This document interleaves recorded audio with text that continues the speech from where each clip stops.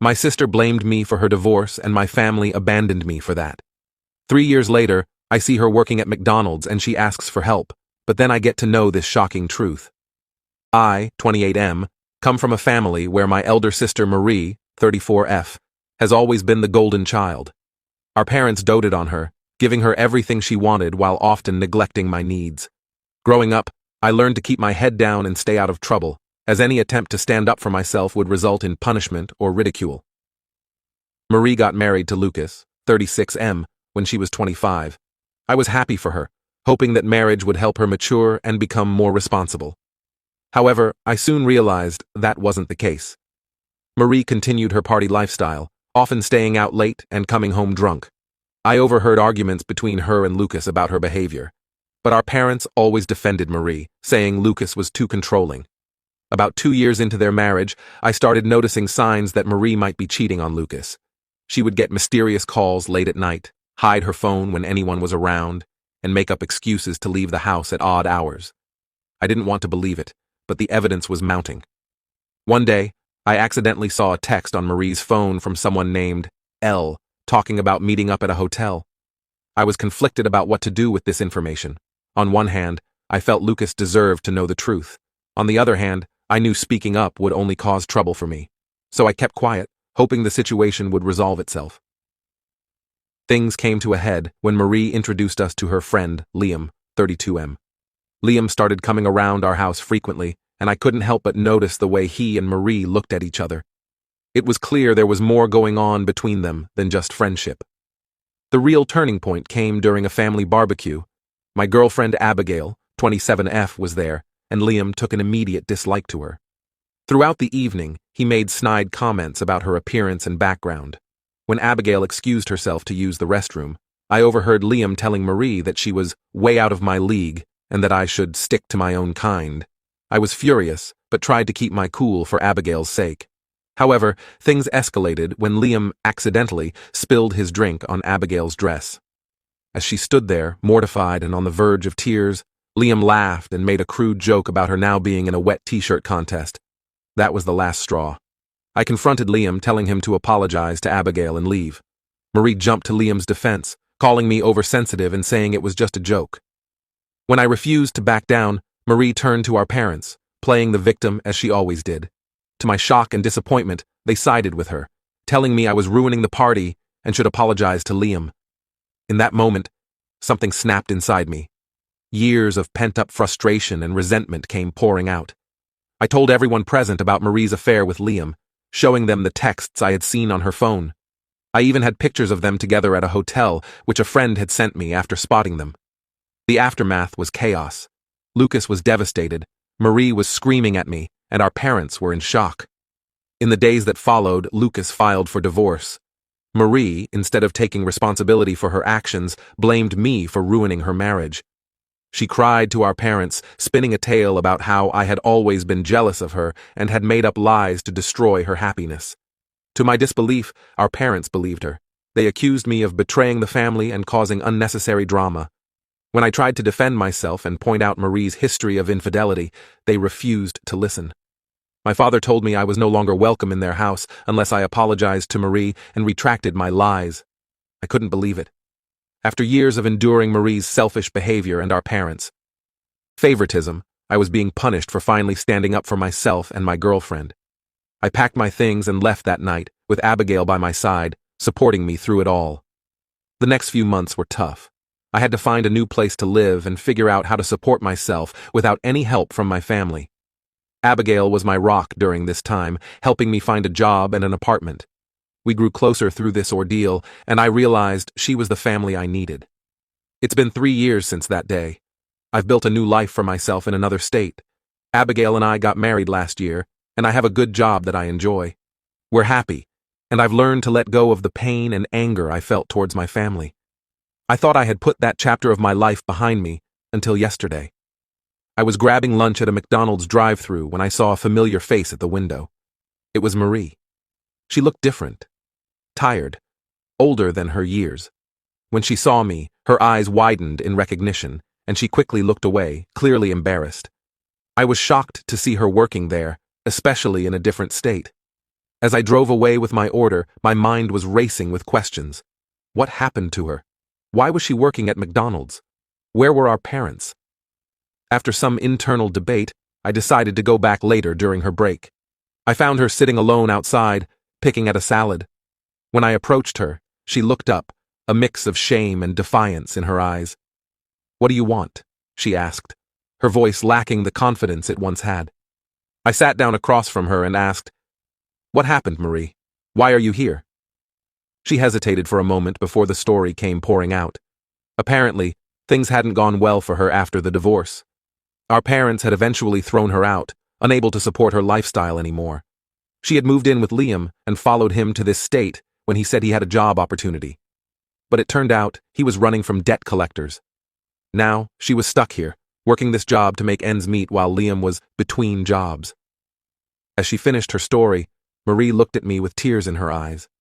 "I know I messed up," she said. "I've made so many mistakes. But I'm really struggling now. Is there any way you could help me out? Just a little money to get back on my feet?"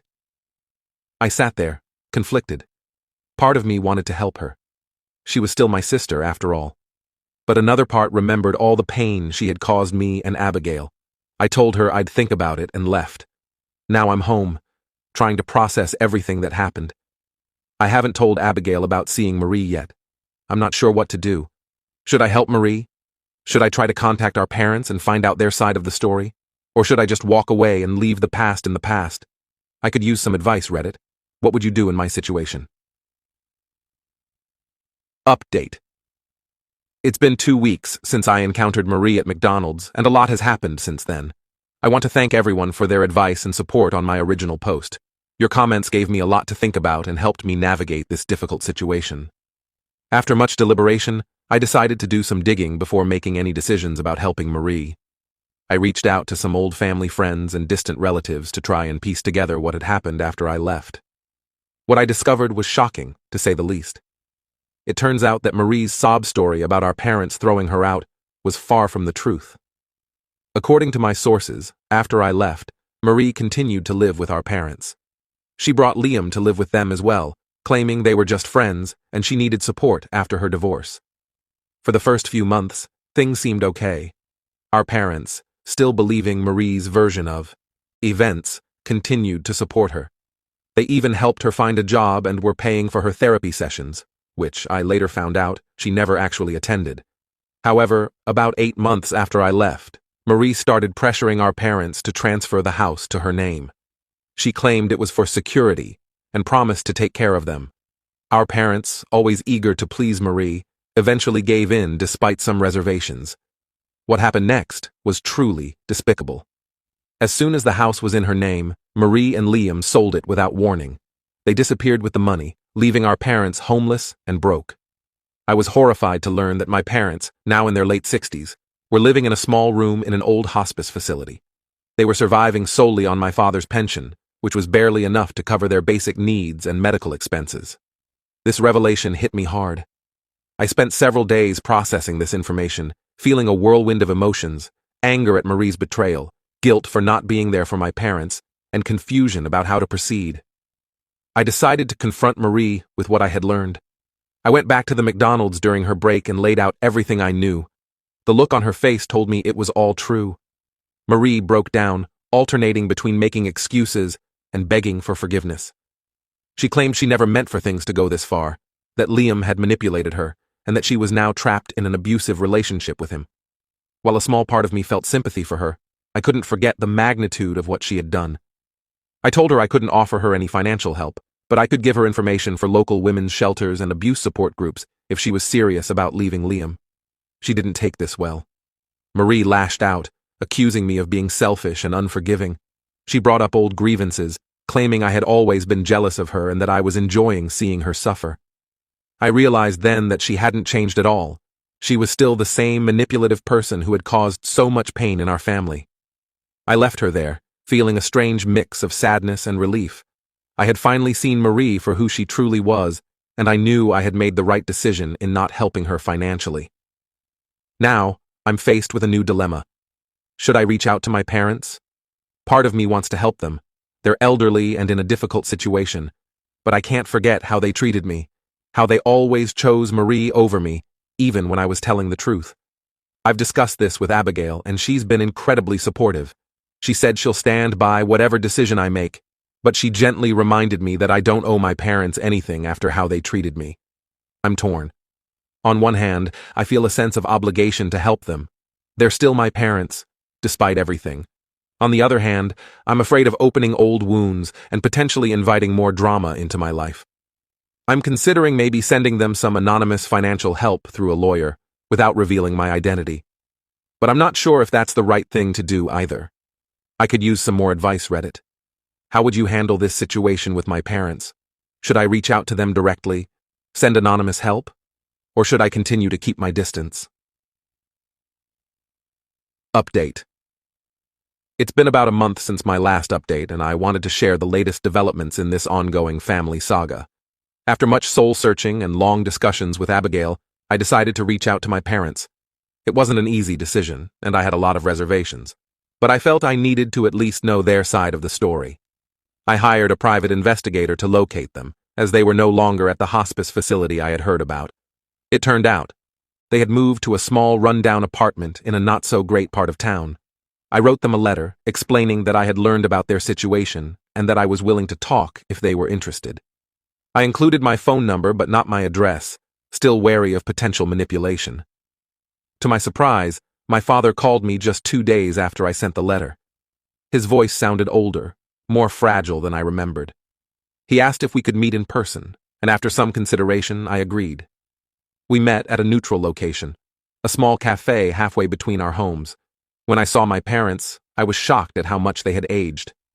My mother looked frail and tired, while my father's once confident posture was now stooped and uncertain. The conversation was awkward at first. There was so much unspoken hurt and resentment between us. But as we talked, the full story of what happened after I left began to emerge. They admitted that they had been wrong to always side with Marie. They explained how she had manipulated them, playing on their emotions and their desire to keep the family together. They confessed that deep down, they had known I was telling the truth about her affair, but they couldn't bring themselves to accept it.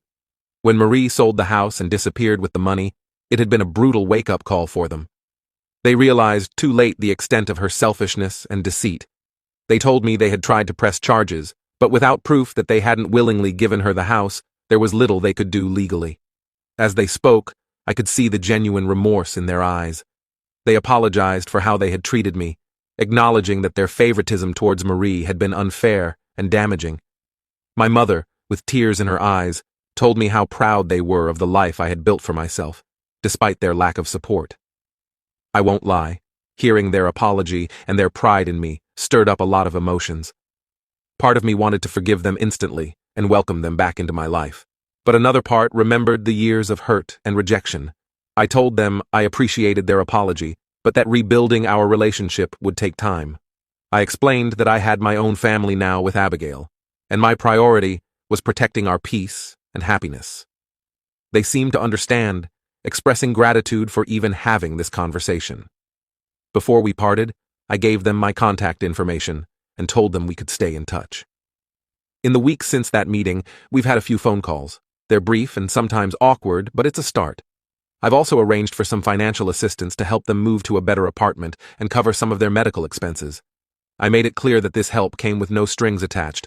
I wasn't doing it to buy their affection or to obligate them in any way.